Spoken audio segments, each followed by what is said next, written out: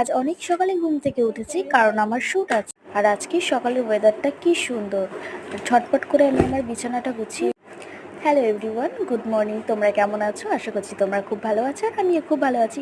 ভাবলাম তোমাদের সঙ্গে আমার আজ ডেলি ব্লগটা শেয়ার করি, আমি সারাদিনে কী করি। আজ একটু শ্যুট আছে তাই সকাল সকাল ঘুম থেকে উঠে বাসি কাজটা সেরে নিয়েছিলাম। বাসি কাজ সারার পর স্নান করে আমি এখন খেতে চলে এসেছি। বাবা খাচ্ছিল, বাবাকে বললাম বাবা আমাকে একটু দুধ ভাত খাইয়ে দাও, কারণ আমার তাড়াতাড়ি বেরোতে। আর দাঁড়া, আমি দুপুরে কিন্তু চিয়া সিডস, দুধ, কলা আর ফল জাতীয় জিনিস খাই, কারণ আমি এখন ডায়েটে অতিরিক্ত মোটা হয়ে গেছি গাইস। আর এখন এটাকে ফ্রিজে রেখে দেবো, আমি শুট থেকে এসে তারপর খাবো। ফ্রিজটা খুলছিল না, অনেক জোর করার পর তারপর ফ্রিজটা খুলতে পেরেছি।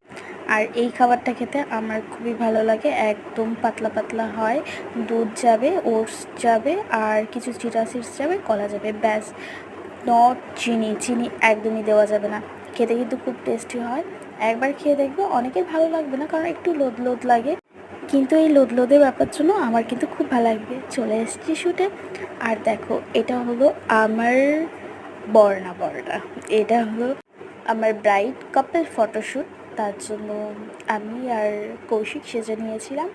আমার ফ্রেন্ডের নাম হলো কৌশিক, আমি আর ওই শ্যুট করব। একটা নর্মাল শ্যুট আছে, তারপর শ্যুট থেকে বেরিয়ে রেডি হয়ে চলে এসেছি দিদি বাড়িতে। দিদি বাড়ি আজ কালী পুজো ছিল। চলো, অনেকটা লেট হয়ে গেছে। মা কালী, মা নমস্কার দিয়ে দিই। তোমরাও সবাই একটু নমস্কার দিয়ে দাও। মা কালী সবার মঙ্গল করো আর সবাইকে ভালো রেখো, সুস্থ রেখো, আর তুমিও ভালো থাকো। দেখো, এত লেট হয়ে গেছে, সবার লাস্টে খেতে বসবো। আর দিদির ঘরে চলে এসেছি। ঘরটা একটু অগোছালো, ডোন্ট জাজ, তোমরা একটু জাজ করো না।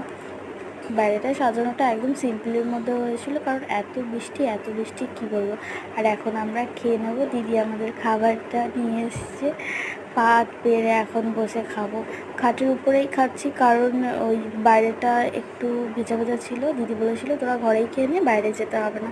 আর দিদিদের বাড়িতে করেছিল গোবিন্দভোগ, তার সাথে একটা নিরামিষ তরকারি ছিল।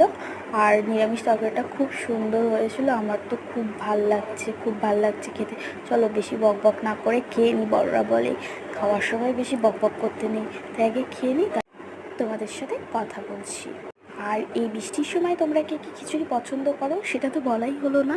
তোমরা কে কি খিচুড়ি খেতে পছন্দ করো প্লিজ কমেন্ট করে জানিও। আমাদের থালা শেষ হয়ে গেছে, দিদিকে আবার বলেছিলাম আর এক থালা আনতে, দিদি আবারও নিয়ে এসেছে খিচুড়ি। দেখো, মানে আসছে যাচ্ছে আমাদের একটার পর একটা দাবি।